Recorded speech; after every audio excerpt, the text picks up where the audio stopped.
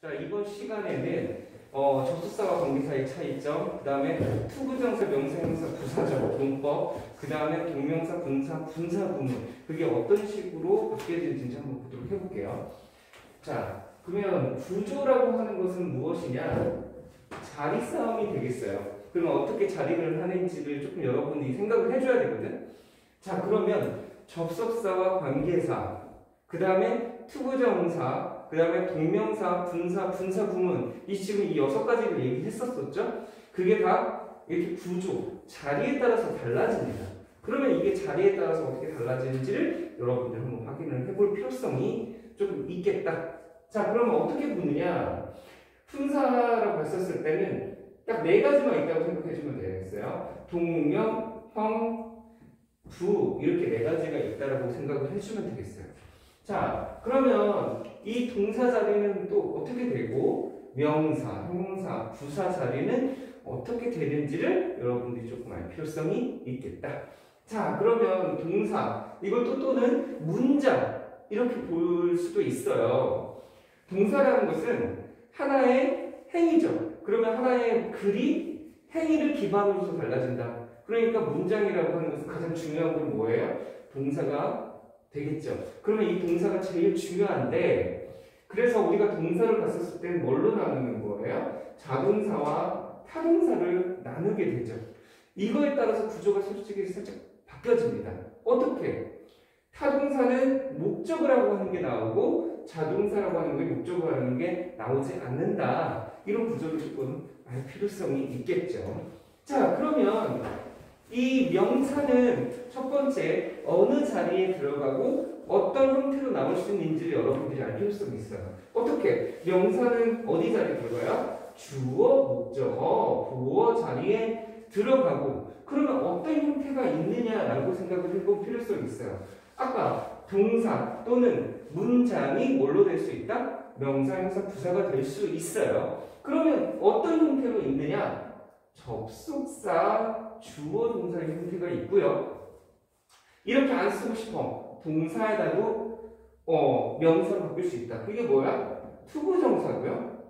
ing. 이때 이 용어를 뭐라고 하죠? 동명사라는 용어를 쓰게 됩니다. 동사가 명사가 됐다고 해가지고 동명사가 되겠어요. 이렇게 여러분들이 알고 있으면 되겠어요. 그러면 명사 자리에 있는 주어, 목적어, 보어 자리는 어떤 형태로? 접속사, 주어, 동사와 투부정사와 ing 형태가 있다. 자, 그러면 여러분들이 생각을 해봤을 때 처음에 접속사라고 하는 걸 조금 알아줘야 돼요. 왜? 우리가 문장이 뒤에 나올 때는 접속사와 관계사라고 하는 것들이 있죠. 그러면 접속사는 지금 명사에 해당되는 거고, 관계사는 지금 이제 설명한 형용사에 해당이 되거든. 그러니까 여러분이 알 필요성이 조금 있겠죠. 자, 그러면 형용사는 무슨 역할을 해요? 명사를 수식해주는 역할하고, 그 다음에 서술적인 역할이에요. 서술이라고 하는 게 뭘까요? 그녀는 이쁘다, 착하다. 자, 예쁘다, 착하다는 동작입니까? 상태입니까? 상태죠. 그런데 뭔가가 동작처럼 느껴지죠. 이게 서술어라고 보면 되겠어요. 그러면 착하다는 또 예쁘다는 그냥 형용사죠. 영어로는 거기에다가 앞에 비동사를 붙이는 거를 말을 해요. 그러면 비동사 플러스 형용사가 되면 서술어라는 개념으로 생각을 해주면 되겠습니다. 그러면 지금 말한 것처럼 주어는 어떠하다라는 걸로 표현할 방법이 하나가 있고, 이게 서술적 용법이 있고, 그 다음에 또 한 가지는 지금 설명할 수식해주는 거가 되겠다라고 하는 거를 알고 있으면 되겠어요.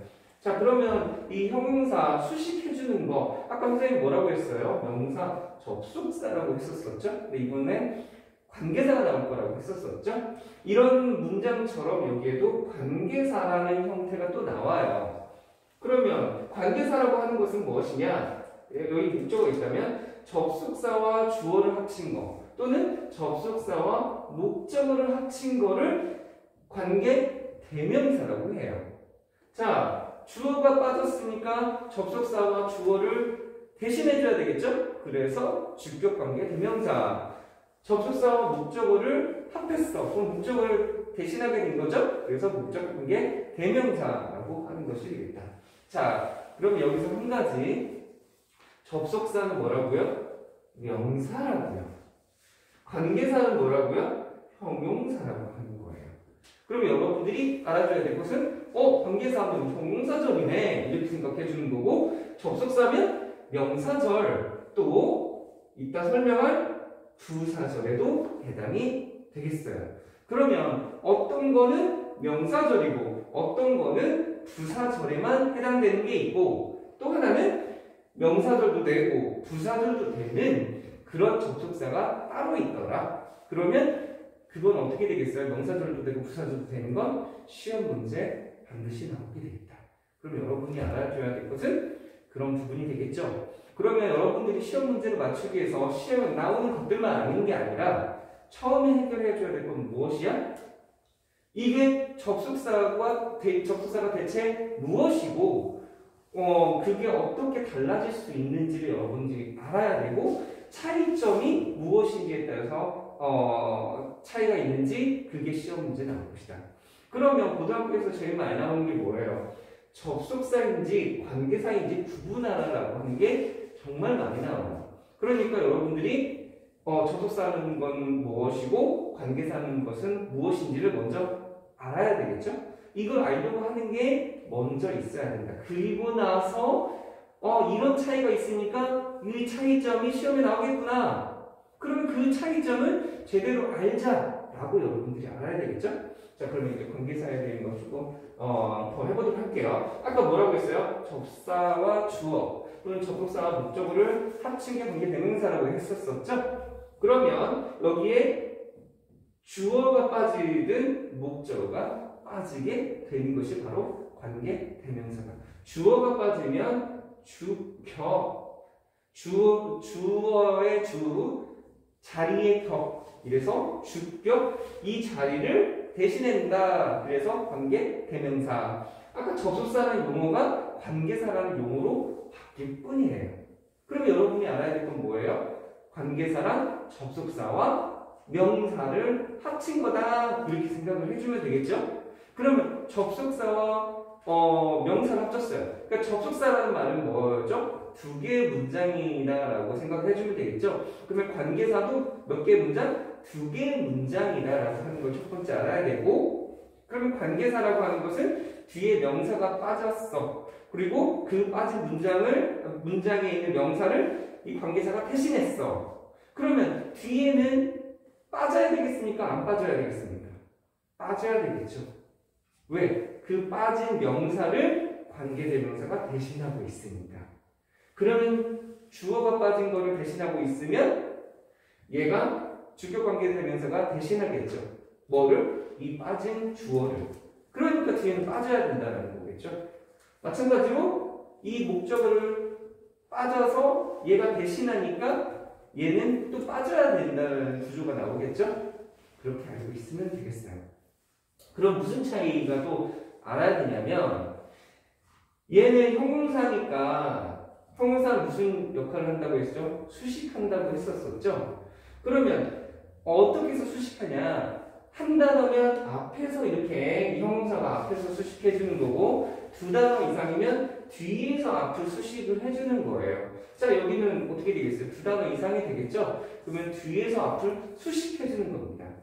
그러면 뒤에서 앞을 뭐야? 명사라는 말이거든. 그 명사를 우리는 문법적 용어로 선행사라고 얘기를 해요.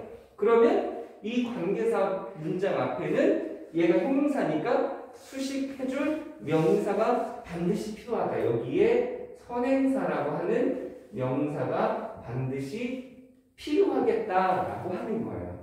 그러면 선행사라는 것은 뭐라고 했어요? 금방 이렇게 수식을 받는 명사가 바로 선행사라고 합니다. 그러면 이 선행사라는 것은 또 어떻게 되느냐? 여기에 빠진 주어 또는 목적어가 바로 이 선행사라고 하는 것이 되겠다라고 하는 것이죠. 자, 그러면 여기서 이제 관계대명사는 설명을 했어요. 그러면 아까 여기서 말한 것처럼 투부정사와 ing가 나오겠죠? 이 관계사 문장에도 투부정사와 ing가 나와요. 그럼 어떻게? 자, 여기서 관계사를 썼죠. 아까 접속사를 썼는데 접속사를 안 써요. 이렇게. 그러면 동사만 남았죠? 거기다가 to냐, ing냐 이런 걸 썼다면 이번에도 관계사를 안 쓰고 그러면 동사만 남았죠? 여기 동사에다가 to를 썼다. 자, 무슨 자리였어요? 여기 지금 뭘 설명했죠? 형용사였죠? 명사 뒤에 나오면 형용사 자리가 될 수 있어요. 그러면 이게 아까 관계사는 형용사 적이었고요. 그러면 이것 또한 마찬가지로 형용사 자리이니까 이 투부정사는 뭐라는 소리예요? 투부정사의 형용사적 용법이라고 할 수가 있습니다. 그러면 지금 말했던 것처럼 여기에 좀 전에 말했던 것처럼 투부정사, ing, 동명사 이렇게 얘기했다면 여기도 똑같아요. ing의 표현의 방법이 또 있습니다. 아까는 적, to, ing 이게 있다면 이번엔 관, to, ing의 형태가 있어요. 자, 그러면 이때 ing를 뭐라고 해요? 아까는 동명사라고 했으면 이게 어떻게 해서 동명사가 됐다? 동사를 명사로 만들었다. 그래서 동명사. 이번엔 분사라고 얘기를 해요. 그러면 선생님이 지금 얘기했던 건 ing를 얘기했죠. 그런데 우리가 학교에서나 다른 선생님한테 배울 때 어떻게 해요? 여기 ed 이렇게 표현을 하죠. 여기는 능동. 그래서 현재 분사라고 한다. 여기는 수동. 과거 분사라고 한다. 이렇게 표현을 했단 말이에요. 그런데 여기서 우리 한 가지 비밀을 한번 살짝 알도록 해볼게요. 이 사이에는 to be 또는 being이라고 하는 게 항상 생략되어 있다고 보면 돼요. 그러면 여러분들 아까 여기서처럼 이 문장을 to나 ing로 바뀐 것처럼 여기서도 to나 ing로 바뀐 거죠. 근데 ed가 있어서 혼돈이 왔단 말이에요. 이 앞에는 뭐가 빠졌다? to be나 being이 빠졌다. 그러면 결론은 뭐예요? to나 ing만 해당되더라 이거죠. 적 to 관 to 여기도 마찬가지로 이렇게 된 거다라고 보면 되겠어요. 자, 그러면 지금처럼 명사와 형용사가 다 적투와 관투와로 표현이 되더라라고 하는 공통점이 나오죠? 자, 그러면 이제 마지막 여기 부사에 대한 것도 또 나옵니다. 그러면 부사도 또 마찬가지예요. 무엇이냐? 여기에 부사도 접속사 주어 동사가 나와요. 또 부사 형태가 지금 여기서 이렇게 나와요. 다만 부사일 때는 여기 ing를 뭐라고 해요? 분사 구문이라고 표현을 합니다. 그러면 접속사는 명사에도 되고 부사에도 되네요. 자, 이게 그러면 부사인지 명사인지 어떻게 알까요? 그거는 자리로 싸웁니다. 자, 금방 명사도 되고 부사도 된다고 했죠. 그러면 이게 명사인지 부사인지 구분하는 것은 딱 한 가지 자리라고 했죠. 그럼 뭘 알면 되냐? 아까 명사는 어디 자리에 들어간다고 했어요? 주어, 목적, 보어 자리에 들어간다고 했죠. 그 자리에 안 들어가면 뭐겠어요? 부사예요. 이 자리에 들어가면 명사절이고요. 그 자리에 안 들어가면 부사절이에요. 여기가 바로 구조를 보는 방법 중에 첫 번째라고 보면 되겠습니다. 자, 그러면 이제는 이게 명사의 해석이 어떻게 되고 형용사 해석, 부사의 해석이 어떻게 되는지를 알고 그 다음에 이게 명사절은 어느 때가 내가 알고 있는 뭐 접속사 if나 when 이게 명사절이고 어떨 때는 부사절인지 그걸 구분하는 방법을 또 알아야 돼요. 그리고 금방 말했던 if하고 when은 조건과 시간이 나오죠. 그래서 시간과 조건의 부사절은 현재가 미래를 대신하기 때문에 미래 시제의 의미가 있어도 현재로 써야 된다. 이게 좀 다른 거겠죠? 그러면 이번 다르다라고 했으니까 시험 문제 나오겠죠. 그러면 여러분들이 그 부분을 어떻게 할 것이냐?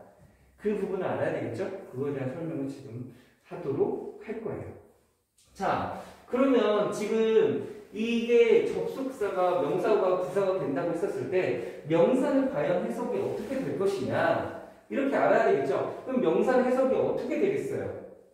명사 해석은 끝에 한국말로 보통 고, 비, 거, 지, 음이에요.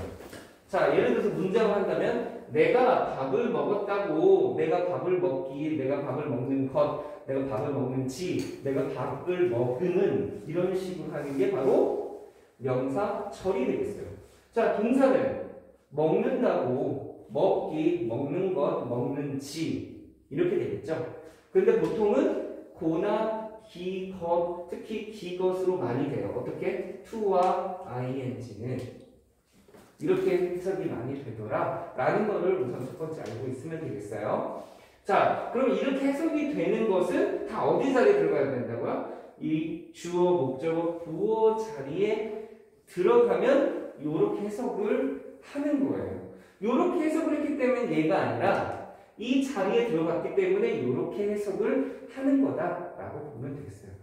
해석은 자리에 따라서 달라지는 거지 해석을 하고 자리에 껴맞추는 것이 아니다라고 하는 걸 여러분이 알고 있으면 되겠어요. 자, 그러면 형용사는 해석이 어떻게 되겠어요? 여기 관계사는 끝에가 뭐뭐하는 뭐뭐할 받침에 니은이란 리을이 있죠.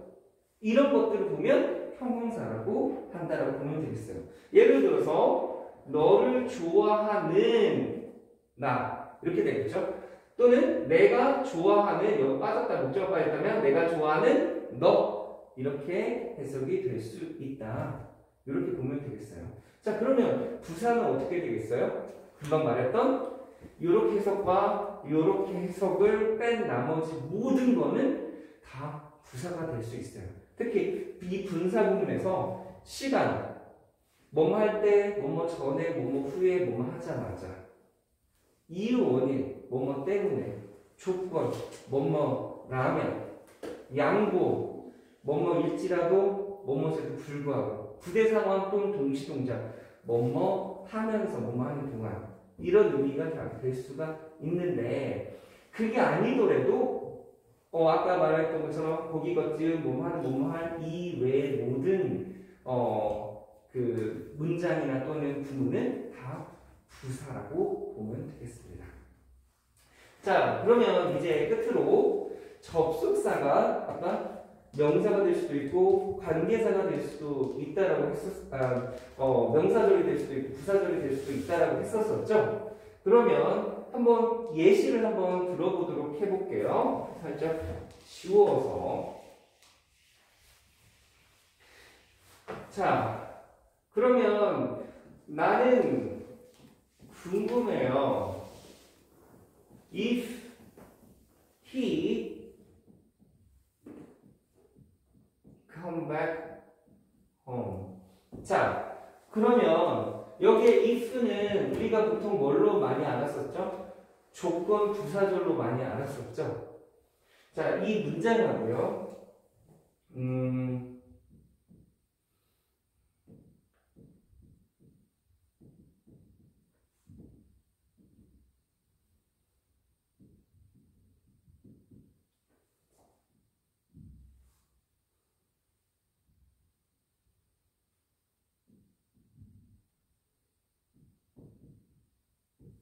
이렇게 나왔어요. 자, 그러면 여기와 여기의 if는 무슨 차이가 있을까요? 얘는 주어, 동사. 자, 원더 궁금해요? 안 궁금해요? 궁금하죠? 궁금하면 목적어. 그러면 여기는 무슨 자리? 목적어 자리. 목적어는 품사가 뭐다? 명사. 그러면 if는 여기는 명사절이 돼야 되겠죠. 자, 여기는 주어, 동사 이렇게 나왔어요. 그럼 여기 있는 것은 필요 없는 무슨 자리? 부사 자리. 그런데 여기가 뭐예요? if가 조건이죠. 그래서 조건, 부사절. 자, 그러면 하나는 명사절이고 하나는 부사절이 이렇게 된다고 했죠. 그럼 뭐에 따라 달라진다고 했어요? 구조에 따라서. 그 구조랑 자리라고 했죠. 여기 자리는 뭐예요? 목적어 자리죠. 그러니까 명사절 이렇게 되는 거예요. 자, 그럼 여기는 그게 아니죠. 자, 그런데 여기에서는 틀린 문장이에요. 왜 틀린 문장이야? 여기는 조건의 부사절은 미래 의미가 있어도 현재로 쓰는 거예요. 여기는 그 의미가 아니겠죠. 미래 의미가 있으면 미래로 써야 되겠죠. 자, 나는 궁금해. 그가 집에 돌아올지. 집에 돌아오는 거 언제 돌아온다는 거죠? 미래에 돌아온다는 거죠. 그렇기 때문에 여기다는 위를 꼭 써줘야지 되겠다. 이 말이에요. 이게 차이점이 되겠습니다. 아까 그랬었죠. 얘가 만약에 콤마를 치고 여기가 만약에 부사절이었어요. 조건의 부사절이라면 이거를 안 쓰는 게 맞게 되는 거예요. 왜? 조건의 부사절엔 미래 의미가 있어도 미래를 쓰지 않는 게 원칙이 있기 때문에 그렇다. 여러분들이 알아야지 되는 부분들이 이것들이다. 그러면 지금 여러분이 알았던 것은 오늘 구조라고 하는 것은 자리 싸움인데 그 자리가 어느 자리에는 접수사인지 관계사인지 투부정사인지 또는 동명사인지 분사인지 분사 구문인지를 배웠다. 그리고 접속사에는 명사절과 부사절이 들어가는데 그에 무슨 차이가 있는지 그것은 명사도 될 수도 있고 부사도 될 수 있는데 자리에 따라서도 달라진다. 그 자리에 따라서 달라질 때는 표현의 방법들이 또 다른데 그것은 시험 문제에 나오고 그게 어떻게 나오는지를 또 알게 됐다. 여러분들이 이런 부분들 공부하면 될 것 같고요. 오늘의 영상은 여기서 마칠 테니까 여러분들이 영상을 보시고 계속 하면 좋겠습니다. 오늘의 영상은 여기까지.